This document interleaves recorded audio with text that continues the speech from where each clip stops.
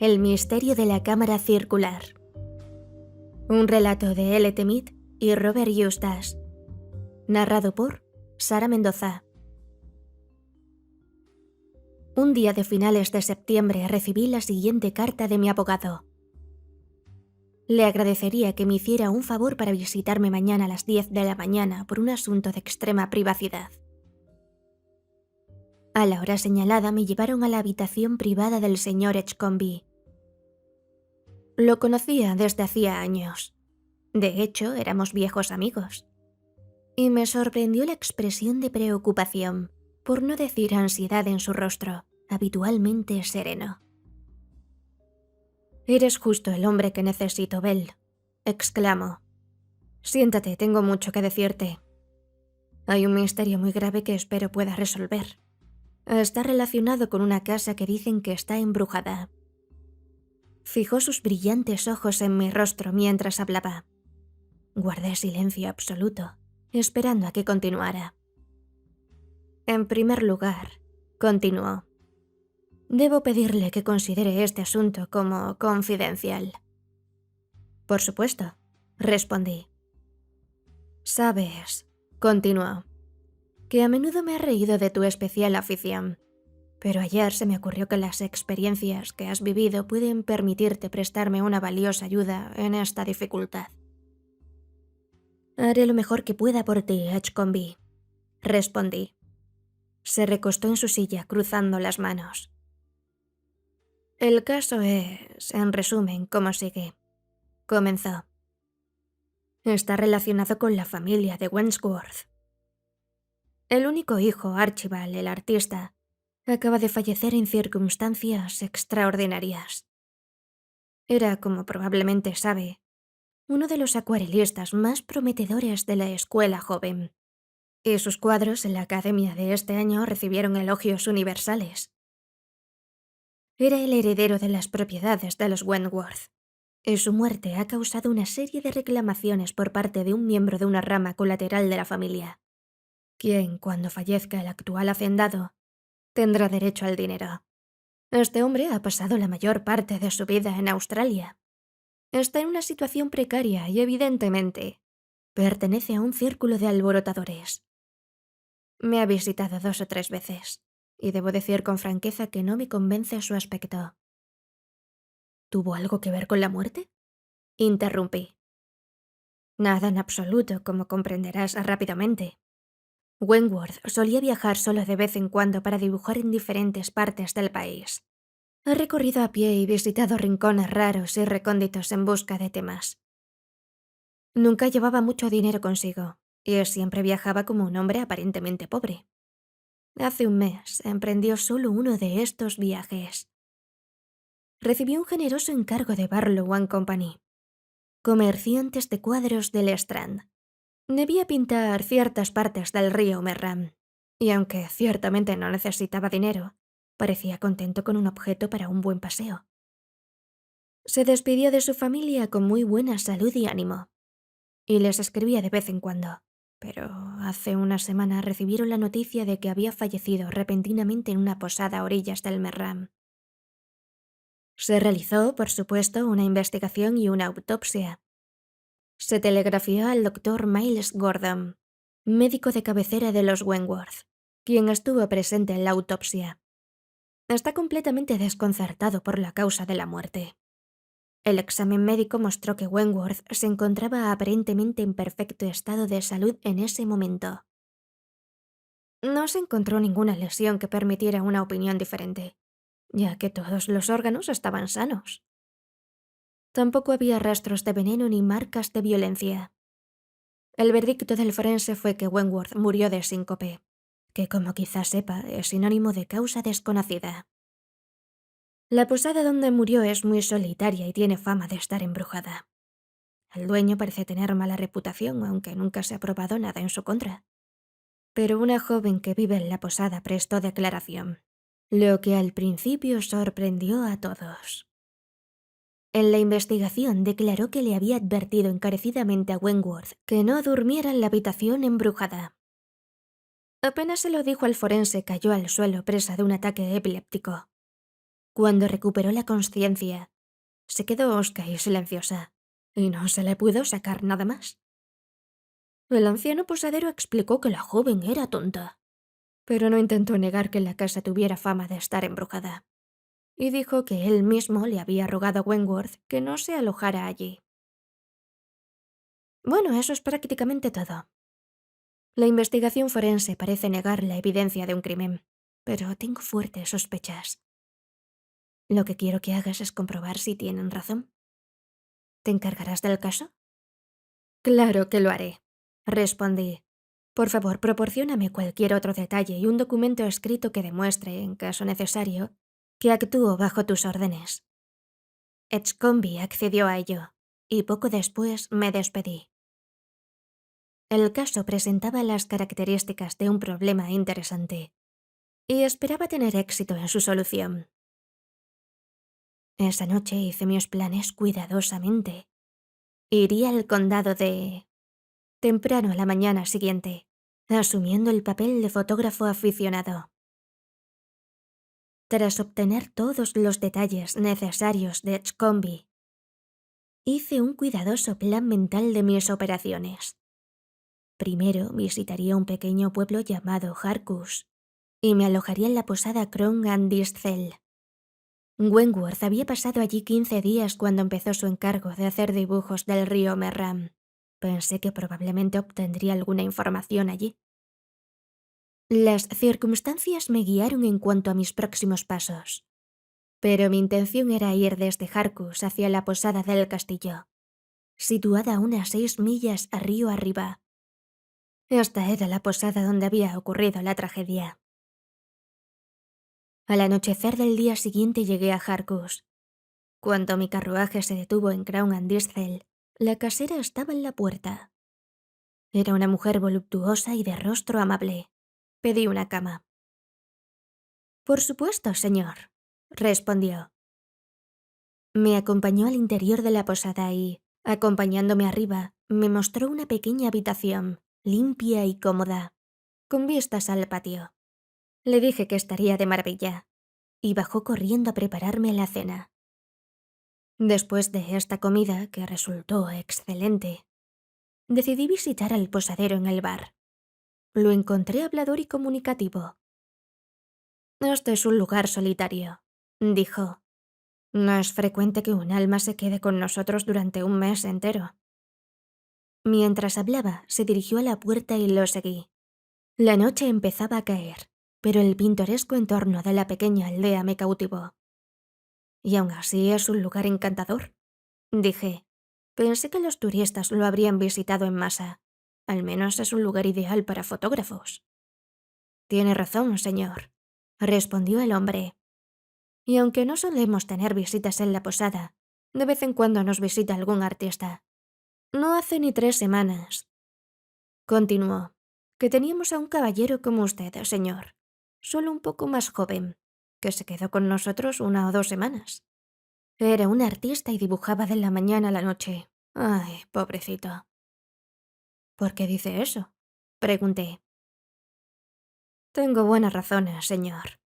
Mire», continuó el propietario mirando por encima del hombro a la señora Johnson, la casera, que ahora apareció en escena. «Este caballero me ha estado haciendo preguntas sobre nuestro visitante, el señor Wentworth, pero quizá no deberíamos contarle una historia tan triste esta noche». «Por favor, hágalo», dije. «Lo que ya he insinuado despierta mi curiosidad. ¿Por qué debería compadecerme del señor Wentworth?» «Ha muerto, señor», dijo la casera con voz solemne.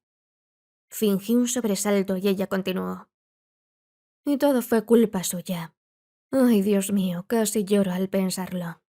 Era un caballero tan amable como nunca antes había visto. Tan fuerte, cordial y agradable. Bueno, señor, todo iba bien hasta que un día me dijo: «Estoy a punto de dejarla, señora Johnson. Me voy a un pequeño lugar llamado la Posada del Castillo, más arriba del Merram. La Posada del Castillo». «La Posada del Castillo», grité.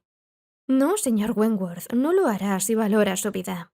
«¿Y por qué no?», preguntó. mirándome con esos ojos azules tan alegres que jamás haya visto en la cabeza de nadie. ¿Por qué no podría visitar la posada del castillo? Tengo un encargo para hacer algunos dibujos de esa curva especial del río. Bueno, señor, respondí. Si es así, tendré un caballo y un carruaje desde aquí y podrá venir en coche cuantas veces quiera. La posada del castillo no es un lugar adecuado para que se aloje un cristiano. ¿Qué quiere decir? Me preguntó. Se dice que está embrujada, señor, y lo que ocurre en esa casa solo lo sabe Dios. Pero no ha habido ningún visitante en la posada desde hace algunos años, desde que el alguacil Hall encontró su muerte. ¿Encontró su muerte? Preguntó. ¿Y cómo fue eso? Dios lo sabe, pero yo no. Respondí. En la investigación forense se dijo que murió de síncope, sea lo que sea que eso signifique. Pero la gente de por aquí dijo que fue del susto. El señor Wentworth simplemente se rió de mí. No le importó ni una palabra de lo que le dije. Y el día siguiente el señor se fue llevándose sus pertenencias. Bueno, ¿y qué pasó? Pregunté al ver que se detenía. ¿Qué pasó, señor? Justo lo que esperaba. 2 días después llegó la noticia de su muerte. Pobre joven. Murió en la misma habitación donde Hall había exhalado su último suspiro. Y ay, si no hubiera habido tanto alboroto. Pues resultó que, aunque nos parecía bastante pobre, con poco o ningún dinero, era un hombre de gran fortuna. Tenía parientes ricos y grandes propiedades. Y por supuesto hubo una investigación forense y todo lo demás. Y grandes médicos vinieron de Londres y llamaron a nuestro doctor Stanmore, que vive calle abajo. Y aunque hicieron todo lo posible y lo examinaron, por así decirlo, con un microscopio, no pudieron encontrar la causa de su muerte. Así que afirmaron que fue un síncope, igual que en el caso del pobre Hall. Pero señor, no lo fue. Fue miedo, puro miedo. El lugar está embrujado. Es una casa misteriosa y espantosa. Yo solo espero que no tendrá nada que ver con eso. Añadió unas cuantas palabras más y finalmente nos dejó. Es una historia extraña, dije volviéndome hacia Johnson. Su esposa ha despertado mi curiosidad. Me gustaría mucho saber más detalles. No parece haber nada más que contar, señor, respondió Johnson. Es cierto lo que dice mi esposa, que la posada del castillo tiene mala fama. No es la primera ni la segunda muerte que ha ocurrido allí. Ha mencionado a su médico de pueblo. ¿Cree que podría ilustrarme sobre el tema? Estoy seguro de que haría todo lo posible, señor. Vive a solo 6 casas de aquí, en una casa roja. ¿Quizá no le importaría acercarse a hablar con él? ¿Está seguro de que no lo consideraría una libertad? Él no, señor. Estará encantado de intercambiar unas palabras con alguien que esté fuera de este pequeño y tranquilo lugar. Entonces lo visitaré, respondí, y tomando mi sombrero caminé calle abajo. Tuve suerte de encontrar al doctor Stanmore en casa, y en el momento que vi su rostro decidí confiarle mi secreto. El hecho es este, dije cuando me estrechó la mano. No se me ocurriría tomar esta libertad si no estuviera seguro de que usted podría ayudarme. ¿Y de qué manera? Preguntó, no con rigidez, sino con una mirada penetrante, inquisitiva e interesada. Me han enviado desde Londres para investigar el misterio de Wentworth, dije. ¿De verdad? Dijo sobresaltado. Luego continuó con gravedad. Me temo que ha ido por mal camino. No se descubrió nada en la autopsia que explicara la muerte. No había marcas en el cuerpo y todos los órganos estaban sanos. Me encontré con Wentworth a menudo mientras estuvo aquí, y era un joven tan vigoroso y de aspecto fuerte como nunca antes había conocido. Pero la posada del castillo tiene mala reputación, dije. Es cierto, la gente de aquí le tiene miedo. Dicen que está embrujada. Pero en serio, señor, ni usted ni yo tenemos por qué preocuparnos por esos rumores absurdos. El viejo Bainlos, el propietario, lleva años viviendo allí y nunca se ha probado nada en su contra. ¿Está solo? No, allí viven su esposa y su nieta. ¿Una nieta? Pregunté. ¿No dio esta chica un testimonio sorprendente en la investigación? Nada importante, respondió el doctor Stanmore. Solo repitió lo que Bainlos ya había dicho. que la casa estaba embrujada y que le había pedido a Wentworth que no durmiera en la habitación. ¿Se ha hecho algo para explicar por qué se dice que esta habitación está embrujada? Continué. Que yo sepa, no. Probablemente haya ratas en el fondo. ¿Pero no ha habido otras muertes en la casa? Eso es cierto. ¿Cuántas? Bueno, yo mismo he asistido a no menos de 3 investigaciones similares. ¿Y cuál fue el veredicto del jurado? En cada caso el veredicto fue muerte por síncope, lo que significa que se desconoce la causa. Dije poniéndome de pie de un salto con impaciencia. Me pregunto, doctor Stanmore, si está conforme con dejar el asunto así. Y, por favor, ¿qué puedo hacer? Preguntó. Me piden que examine un cuerpo, hallo todos los órganos en perfecto estado. No puedo detectar el menor indicio de violencia ni veneno. ¿Qué otra evidencia puedo aportar honestamente? Solo puedo decir que no me daría por satisfecho. Respondí. Ahora quiero añadir que he venido desde Londres decidido a resolver este misterio. Me alojaré en la posada del castillo. ¿Y? Dijo el doctor Stanmore. Y dormiré en la habitación embrujada. Por supuesto que no creo en el fantasma. No, pero creo en el juego sucio. Ahora, doctor Stanmore, ¿me ayudará? Por supuesto, si puedo. ¿Qué quiere que haga? Esto. Iré a la posada mañana. Si al cabo de 3 días no regreso, podría ir a buscarme y al mismo tiempo enviarle esta carta al señor Edgecombe, mi abogado en Londres. Si no aparece en 3 días, armaré un escándalo enorme, dijo el doctor Stanmore.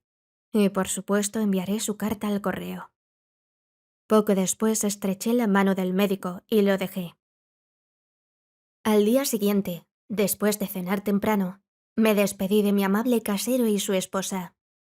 Y con la mochila y el Kodak al hombro, emprendí mi camino. Tuve cuidado de no decirle a nadie que iba a la posada del castillo, y para ello volví a cruzar un bosque, encontrando así el camino correcto. El sol casi se ponía cuando por fin me acerqué a un cartel deteriorado, en el que, en caracteres medio borrados, podía leer «A la posada del castillo». Me encontraba a la entrada de un pequeño callejón, evidentemente poco frecuentado, ya que estaba cubierto de hierba. Desde donde estaba no veía ninguna vivienda, pero justo en ese momento una risa baja y algo discreta llegó a mis oídos. Me giré rápidamente y vi a una chica guapa, de ojos brillantes y rostro infantil, mirándome con interés. No me cabía duda de que era la nieta del viejo Bainlos. ¿Podría decirme amablemente, pregunté, si este es el camino hacia la posada del castillo? Mi comentario evidentemente la sobresaltó. Dio un salto hacia adelante. Me agarró de la mano e intentó empujarme lejos de la entrada del callejón hacia la carretera principal. «Vete», gritó. «No tenemos camas dignas de caballeros en la posada del castillo. Vete, vete». Continuó y señaló el sinuoso camino. Sus ojos ardían, pero noté que sus labios temblaban. Y eso era muy poco lo que la hacía estallar en lágrimas. «Pero estoy cansado y me duelen los pies», respondí. «Me gustaría pasar la noche en la posada». «No», repitió. «Te meterán en una habitación con un fantasma. No vayas. No es lugar para caballeros». En ese momento no rompió a llorar, sino a reír a carcajadas, estridente y casi idiota. De repente se llevó una mano a la frente y, girándose, voló casi tan rápido como el viento por el estrecho callejón hasta perderse de vista. La seguí rápidamente. No creía que la chica estuviera tan loca como parecía. Pero no me cabía duda de que algo extraordinario le preocupaba. En la siguiente curva vi la posada. Era un lugar antiguo y extraño, y me detuve un momento a observarlo. La casa estaba construida íntegramente de piedra. La parte central, cuadrada, tenía 2 plantas, y en las 4 esquinas se alzaban 4 torres redondas. La casa estaba construida junto a orillas del río, justo debajo de un gran estanque del molino. Me acerqué a la puerta y la golpeé con mi bastón. Estaba cerrada y parecía tan inhóspita como el resto de la habitación. Tras un momento de espera, se abrió 5 o 7 centímetros y asomó el rostro hosco de una anciana. «¿Y qué es lo que desea?», Preguntó. Una cama para pasar la noche, respondí. ¿Puede acomodarme? Ella me miró con sospecha primero a mí y luego a mi cámara. Eres un artista, no tengo ninguna duda, dijo. Y no queremos más de ellos aquí. Estaba a punto de cerrarme la puerta en la cara, pero metí el pie entre ella y el dintel. Me siento muy agotado, dije. ¿No podría darme algún tipo de cama para pasar la noche? Será mejor que no tenga nada que ver con nosotros, respondió. Vete a Harkus. Te pueden alojar en el Crown and Distel. Acabo de llegar de allí, respondí. De hecho, no podría caminar ni una milla más. No queremos visitas en la posada del castillo, continuó. En ese momento miró hacia adelante y me miró a la cara. Será mejor que se vaya, repitió. Dicen que el lugar está embrujado. Solté una carcajada. ¿No esperará que me lo crea?, pregunté. Me miró de pies a cabeza, su rostro era ominosamente serio. Más le vale saberlo todo, señor, dijo tras una pausa. Algo ocurre en esta casa y nadie sabe qué es, pues quienes lo han visto no han sobrevivido para contarlo. Hace menos de una semana que llegó un joven caballero. Era como usted, audaz como un hierro, y él también quería una cama, y no admitía ninguna negociación. Le dije claramente, y mi criado también, que el lugar estaba embrujado. No le importó más que a usted. Bueno, durmió en la única habitación que tenemos para invitados, y murió allí. ¿De qué murió?, pregunté. Miedo. Fue la respuesta breve y lacónica.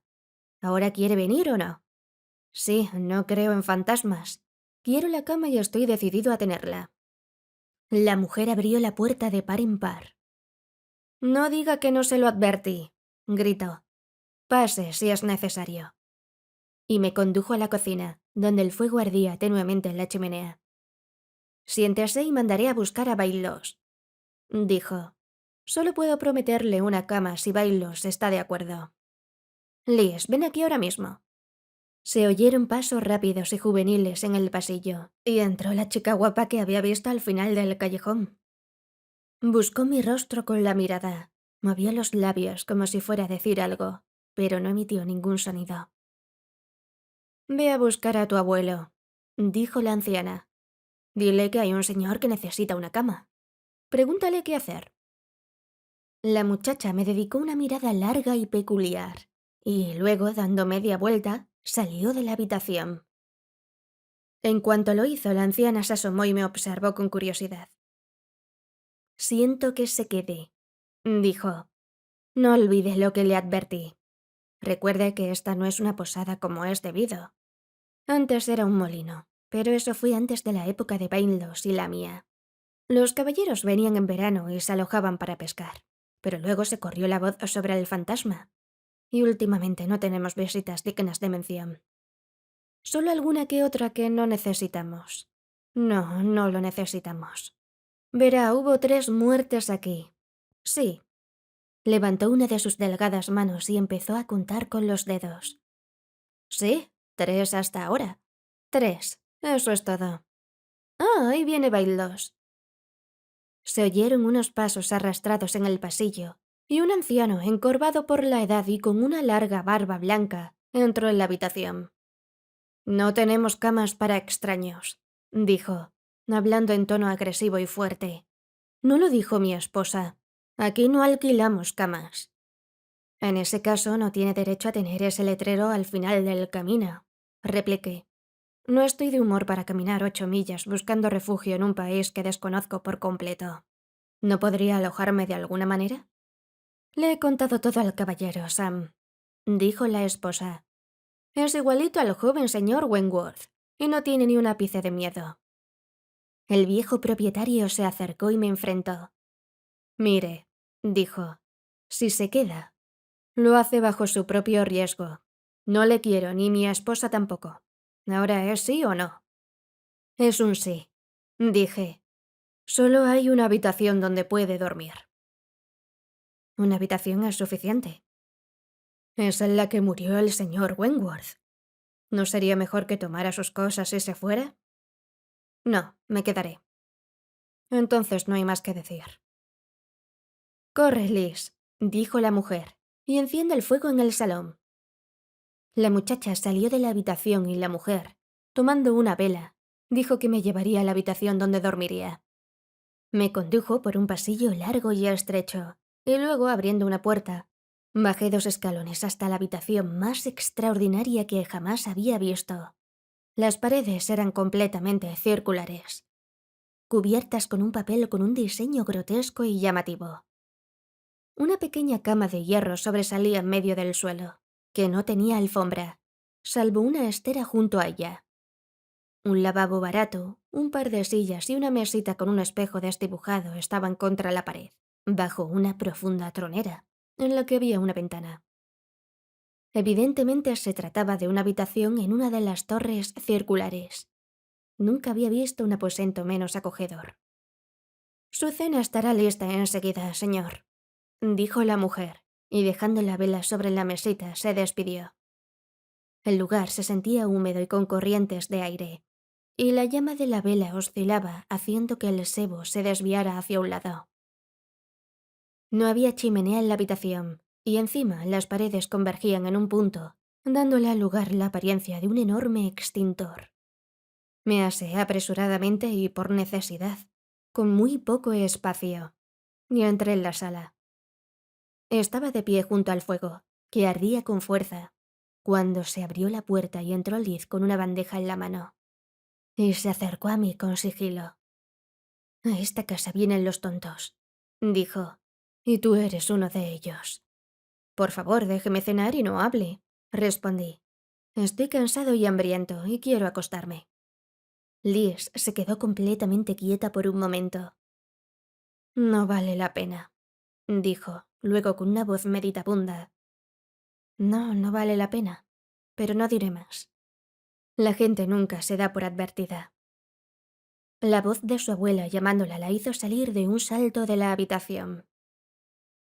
Mi cena resultó mejor de lo que esperaba, y tras terminarla, entré en la cocina, ansioso por seguir hablando con el anciano.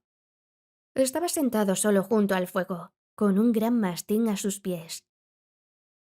«¿Puede decirme por qué se supone que la casa está embrujada?», pregunté de repente, agachándome para hablar con él. «¿Cómo voy a saberlo?», gritó con voz ronca. «Mi esposa y yo llevamos aquí 20 años, y nunca hemos visto ni oído nada. Pero es seguro que muere gente en la casa. Es terriblemente desagradable para mí, porque vienen los médicos y el forense, y hay una investigación y un alboroto interminable. La gente muere, aunque nadie les haya puesto un dedo encima. Los médicos no pueden probar por qué están muertos, pero muertos están. Bueno, no tiene sentido decir más. Está aquí y quizá pase bien esta noche». «Me iré a la cama enseguida», dije, «pero me gustaría tener algunas velas. ¿Puede proporcionármelas?». El hombre se giró y miró a su esposa, quien en ese momento entró en la cocina. Ella se acercó a la cómoda, abrió una caja de madera y, sacando 3 o 4 velas de sebo, me las puso en la mano. Me levanté simulando un bostezo. «Buenas noches, señor», dijo el anciano. «Buenas noches, le deseo lo mejor». Un momento después entré en mi dormitorio y, tras cerrar la puerta, procedí a examinarlo con atención. Por lo que pude ver, no había entrada en la habitación excepto por la puerta, cuya forma se ajustaba a las paredes circulares. Noté, sin embargo, una corriente de aire inexplicable, que finalmente descubrí que provenía de debajo del revestimiento de roble de la pared. No podía explicar la corriente de aire, pero era bastante desagradable. La cama, observé además, era un tanto peculiar. No tenía ruedas en las 4 patas, que se hundían aproximadamente media pulgada en los huecos previstos para ellas en el suelo de madera. Este descubrimiento avivó aún más mis sospechas. Era evidente que la cama estaba destinada a permanecer en una posición determinada. Vi que daba directamente a la pequeña ventana hundida en la gruesa pared, de modo que cualquiera en la cama la miraría directamente. Miré mi reloj. Vi que eran más de las 11. y colocando ambas velas en una mesita cerca de la cama, me acosté sin desvestirme. Estaba alerta para captar el más mínimo ruido, pero las horas transcurrían y nada ocurría. En la casa reinaba el silencio. Y afuera, el chapoteo y batir del agua al caer sobre la rueda llegaban con claridad a mis oídos. Estuve despierto toda la noche, pero al amanecer caí en un sueño intranquilo. Desperté y vi la luz del día entrando a raudales por la pequeña ventana. Me aseé rápidamente, salí a dar un paseo y enseguida entré a desayunar. Me lo habían preparado en la gran cocina, y el anciano estaba sentado junto a la chimenea. «Bueno», dijo la mujer, «espero que haya dormido bien, señor». Respondí afirmativamente, y percibí que el viejo Bainlos y su esposa estaban de humor para ser amables. Dijeron que si me conformaba con la habitación podría pasar otra noche en la posada. Les dije que tenía muchísimas fotografías que tomar y que les agradecería mucho el permiso. Mientras hablaba, busqué a Liz con la mirada. No la veía por ningún lado. «¿Dónde está su nieta?», le pregunté a la anciana. «Se ha ido todo el día», fue la respuesta. «Es demasiado para Liz ver a desconocidos. Se emociona y luego le dan ataques». «¿Qué tipo de ataques?». «No sé cómo se llaman, pero son malos y la debilitan». Pobrecita. Liz no debería estar nerviosa.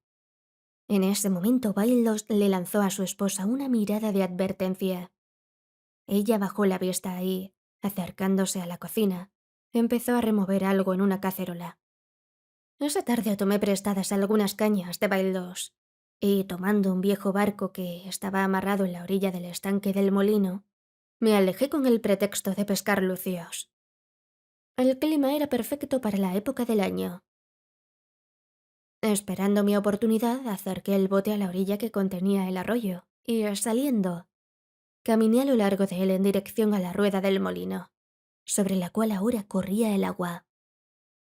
Al observarlo desde este lado de la orilla, vi que la torre donde se ubicaba mi habitación debió haber sido parte del propio molino, y noté además que la mampostería era relativamente nueva, lo que indicaba que debieron haber ocurrido reformas cuando la casa fue abandonada como molino y convertida en posada. Bajé por el costado de la rueda, agarrándome a las vigas que estaban verdes y resbaladizas, y miré a través de las paletas. Mientras estaba haciendo mi examen, una voz me sobresaltó de repente. «¿Qué está haciendo ahí abajo?». Miré hacia arriba. El viejo Baildos estaba de pie, en la orilla, mirándome. Estaba solo, y su rostro estaba contorsionado por una extraña mezcla de miedo y nerviosismo. Me levanté rápidamente y me puse a su lado. «¿Qué anda husmeando ahí abajo?», dijo acercando su fea cara a la mía mientras hablaba. «Imbécil, si se hubiera caído se habría ahogado. Nadie podría dar una brazada en ese canal de molino. Y entonces habría sido otra muerte y todo el alboroto de siempre. Mire, señor, ¿tendría la amabilidad de salir de ahí? No lo quiero aquí más». «Tengo intención de partir mañana por la mañana», respondí con voz tranquilizadora. «Y le estoy realmente muy agradecido por haberme advertido sobre el molino». «Será mejor que no se acerque de nuevo», dijo con voz amenazante, y luego se dio la vuelta rápidamente. Lo observé mientras subía una empinada ladera y desaparecía de mi vista. Iba en dirección contraria a la casa. Aprovechando la oportunidad, en su ausencia, me acerqué de nuevo al molino. ¿Sería posible que Wentworth hubiera sido arrojado al interior? De haber sido así, habría habido señales y marcas en el cuerpo. Al llegar a la rueda bajé con valentía. Estaba anocheciendo, pero pude ver que una prolongación del eje se adentraba en la pared de la torre. Los herrajes también estaban en perfecto estado, y solo hacía falta desenroscar el perno que sujetaba la gran rueda para ponerla en movimiento. Esa noche, durante la cena, pensé mucho. Percibí que Bainlos estaba enojado, también que sospechaba y estaba alarmado. Vi claramente que la única manera de descubrir realmente lo que le habían hecho a Wentworth era hacer que el viejo rufián intentara métodos similares para deshacerse de mí.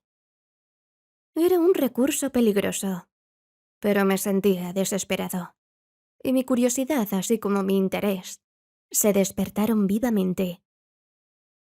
Después de terminar de cenar salí al pasillo, preparándome para ir a la cocina. Llevaba zapatillas de fieltro, y mis pasos no hicieron ruido. Al acercarme, desde la puerta oí a Bailos decirle a su esposa: «Ha estado husmeando alrededor de la rueda del molino. Ojalá se esfumará». «No, no puedo averiguar nada», fue la respuesta. «Cállate, Bailo, se irá mañana». «Es posible», fue la respuesta, y luego se oyó una risa áspera y muy desagradable. Esperé un momento y luego entré en la cocina. Bainlos estaba solo ahora. Estaba inclinado sobre el fuego, fumando. «Me iré temprano por la mañana», dije. «Así que por favor tenme la cuenta lista». Me senté a su lado acercando mi silla al fuego. Parecía molesto, pero no dijo nada. «Tengo mucha curiosidad por las muertes que ocurren en esta casa», dije tras una pausa. «¿Cuántas dijo que hubo?» «Eso no le importa», respondió. «Nunca le quisimos aquí. Puede irse cuando quiera». «Ya le he dicho que me iré mañana por la mañana, pero quisiera decir algo ahora». «¿Y qué puede ser?» «No creo en esa historia de que el lugar estuviera embrujado». «Ah, no, ¿verdad?» Dejó caer la pipa y sus ojos brillantes me miraron con una mezcla de ira y alarma mal disimulada. «No». Hice una pausa y luego dije lenta y enfáticamente: «Regresé al molino incluso después de su advertencia y...» «¿Qué?», gritó poniéndose de pie. «Nada», respondí, «solo que no creo en el fantasma». Su rostro no solo palideció, sino que se puso lívido. Lo dejé sin decir una palabra más. Vi que mis palabras habían reforzado mucho sus sospechas. Eso era lo que pretendía. Inducir al rufián a hacer lo peor era la única manera de sonsacarle el secreto. Mi horrible habitación estaba exactamente igual que la noche anterior. El grotesco patrón de las paredes parecía comenzar con un marcado relieve. Algunas de las horribles líneas, en ese momento en mi imaginación, parecieron casi tomar forma humana, transformarse en rostros de ogro y sonreírme. ¿Estaba siendo demasiado atrevido? ¿Estaba mal arriesgar mi vida de esa manera? Estaba terriblemente cansado, y por curioso que parezca, mi mayor temor en ese momento crucial era quedarme dormido. Había pasado 2 noches sin apenas descanso y pretendía que en cualquier momento, a pesar de todos mis esfuerzos, el sueño podría invadirme.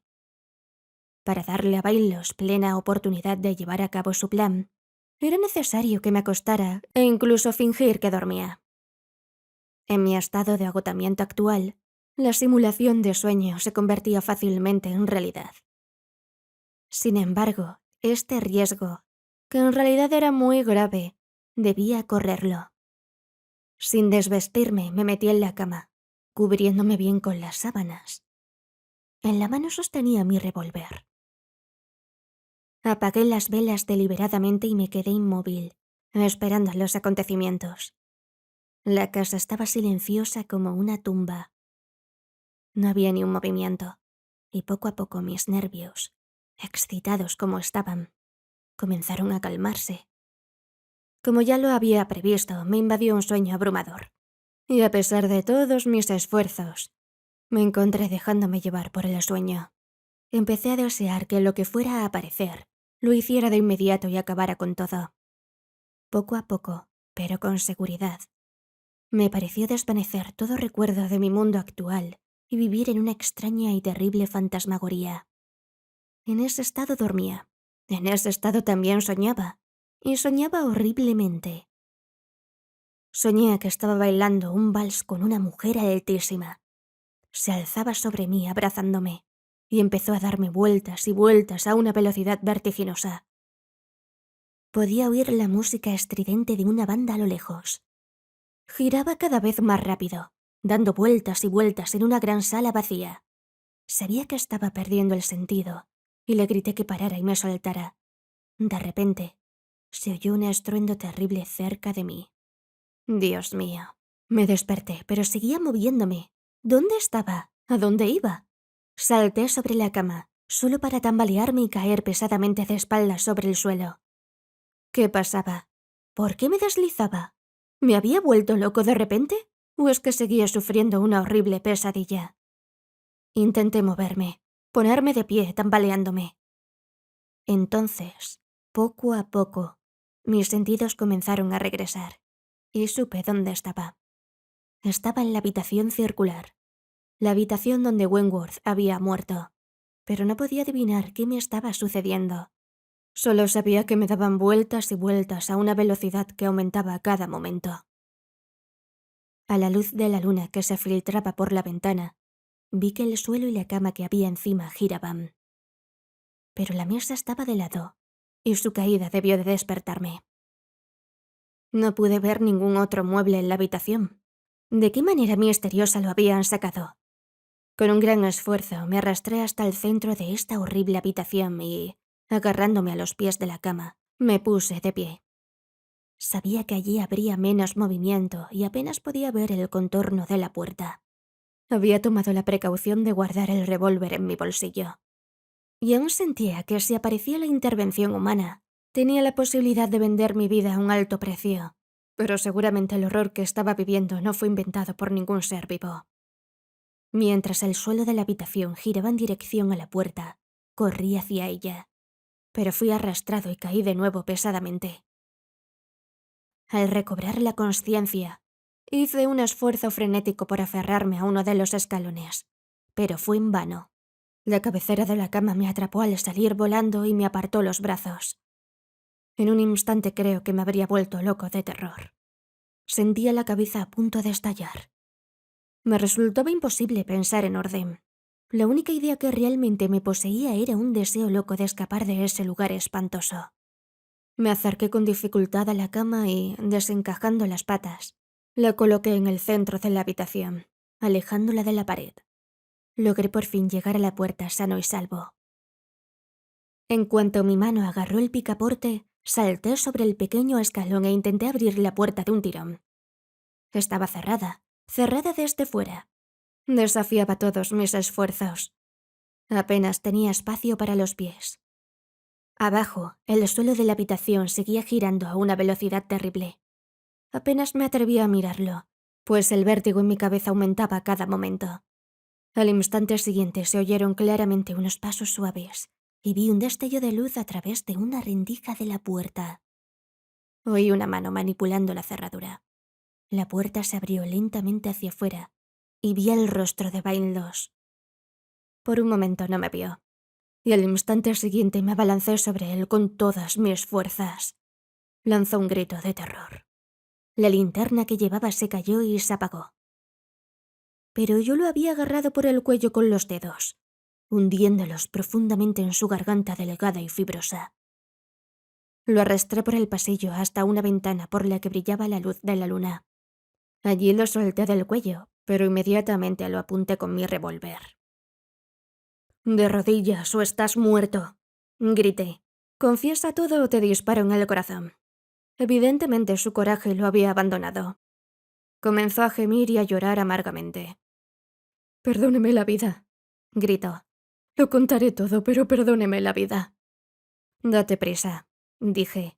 «No estoy de humor para ser misericordioso. Di la verdad». Estaba escuchando ansiosamente los pasos de su esposa, pero excepto el zumbido bajo de la maquinaria y el chapoteo del agua, no oí nada. «Habla», dije sacudiendo al anciano. Le temblaban los labios y sus palabras salían entrecortadas. «Fue obra de Wentworth», jadeó. «¿Wentworth? ¿No es el hombre asesinado?», grité. «No, no, su primo. El rufián que ha sido la maldición de mi vida. Debido a esa última muerte hereda la propiedad. Es el verdadero dueño del molino e inventó el piso giratorio. Hubo muertes, oh sí, oh sí. Fue tan fácil y yo quería el dinero. La policía nunca sospechó, ni tampoco los médicos. Wentworth fue muy duro conmigo y caí en sus manos. Aquí se atragantó y sollozó. Soy un viejo miserable, señor, jadeó. Así que mataste a esas personas por dinero. Pregunté agarrándolo del hombro. Sí, dijo, sí. El alguacil tenía 20 libras, todas en oro. Nadie lo supo nunca. Las tomé y pude satisfacer a Wentworth por un rato. ¿Y qué pasa con Archibald Wentworth? Eso fue obra suya y a mí me debían pagar. ¿Y ahora finalmente quieres deshacerte de mí? Sí, porque sospechabas. Mientras hablaba, percibía la tenebrosa luz de la luna, otra puerta cercana. La vi y vi que era la entrada a un pequeño y oscuro trastero. Empujé al anciano, giré la llave en la cerradura y bajé corriendo las escaleras. Su esposa seguía inexplicablemente ausente. Abrí la puerta principal y temblando, exhausto, empapado en sudor, me encontré al aire libre. Tenía los nervios de punta. En ese terrible momento no me dominaba en absoluto. Mi único deseo era huir de aquel horrible lugar. Acababa de llegar a la pequeña puerta cuando una mano, ligera como una pluma, me tocó el brazo. Levanté la vista. Liz estaba frente a mí. «¿Estás a salvo?», dijo. «Gracias a Dios. Intenté por todos los medios detener la rueda. Mira, estoy empapada hasta los huesos. No pude. Pero al menos encerré a la abuela. Está en la cocina profundamente dormida. Bebió mucha ginebra». «¿Dónde estuvo todo el día de ayer?», pregunté. «Me encerraron en una habitación de la torre opuesta, pero logré colarme por la ventana, aunque casi me mato. Sabía que si te quedabas, lo intentarían esta noche. Gracias a Dios que estás a salvo». «Bueno, no me retenga ahora», dije. «Me he salvado como por un milagro. Sois una buena chica. Os lo agradezco mucho. Ya me contará en otro momento cómo logra sobrevivir a todos esos horrores». «¿No estoy loca?», fue su patética respuesta. Dios mío, cuánto sufro. Se llevó la mano a la cara. La expresión de sus ojos era terrible. Pero ya no podía esperar para seguir hablando con ella. Salí apresuradamente del lugar. Nunca sabré cómo llegué a Harcourt, pero me encontré allí temprano por la mañana. Fui directo a la casa del doctor Stanmore, y tras despertarlo le conté mi historia. Él y yo fuimos de inmediato a visitar al superintendente de policía. Tras contar mi emocionante relato, planeamos una trampa y los tres regresamos a la posada del castillo. Regresamos antes de las 8 de la mañana siguiente, pero como esperaba el policía, el lugar estaba vacío.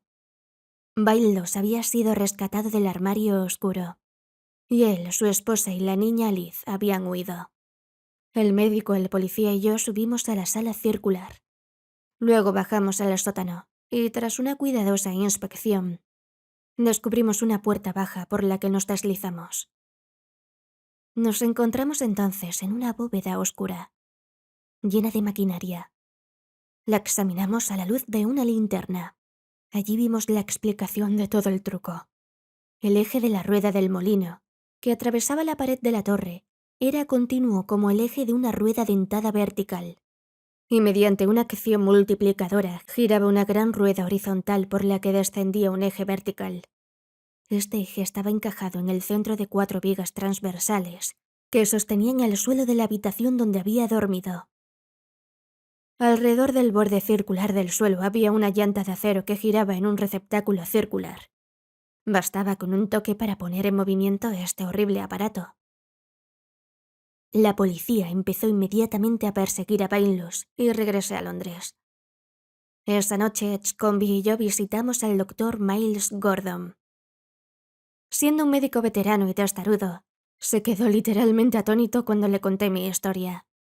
Me explicó que un hombre colocado en la posición en la que yo estaba cuando el suelo empezó a moverse, debido a la fuerza centrífuga, sufriría una enorme congestión cerebral. De hecho, el suelo giratorio induciría una apoplejía artificial.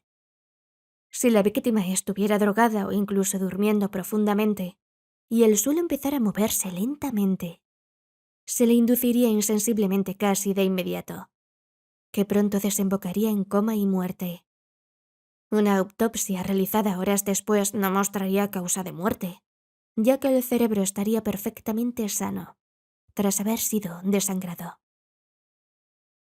Tras la visita al doctor Miles Gordon, Edgecombe y yo fuimos a Scotland Yard. Y todo el asunto quedó en manos de la policía londinense. Con la pista por la que casi había sacrificado mi vida, rápidamente hicieron el resto. Arrestaron a Wentworth y, bajo presión, lo obligaron a hacer una confesión completa. Pero el viejo Bylos ya me había contado la esencia de la historia. El padre de Wentworth era dueño del molino. Se había metido en problemas con la ley y se cambió el nombre. De hecho, había pasado 5 años en prisión. Luego se fue a Australia y se adineró. Murió cuando su hijo era joven. Este joven heredó todos los vicios de su padre. Volvió a casa, visitó el molino y, con una mente mecánica, inventó el piso giratorio. Transformó el molino en una posada y reclutó a Bylos, uno de sus compañeros, con la firme intención de asesinar a viajeros incautos de vez en cuando para obtener su dinero. Sin embargo, la policía lo buscaba por un billete falso, y él decidió que lo mejor era huir. Bylos quedó en plena posesión del sitio. Preocupado por Wentworth, que él lo tenía en su poder por un grave delito cometido años atrás, él mismo asesinó a una víctima en la sala circular en 2 ocasiones. Mientras tanto, varias muertes inesperadas habían ocurrido en la rama más antigua de la familia Wentworth, y Archibald Wentworth era el único que se interponía entre su primo y las grandes propiedades. Wentworth regresó a casa y, con la ayuda de Bylos, logró que Archibald cayera en su poder. El joven artista durmió en la habitación fatal, y su muerte fue el resultado. En este momento, Wentworth y Bylos están siendo juzgados en el Old Bailey, y no hay duda de cuál será el resultado. El misterio del fantasma en relación con la posada del castillo ha sido, por supuesto, explicado para siempre. Fin.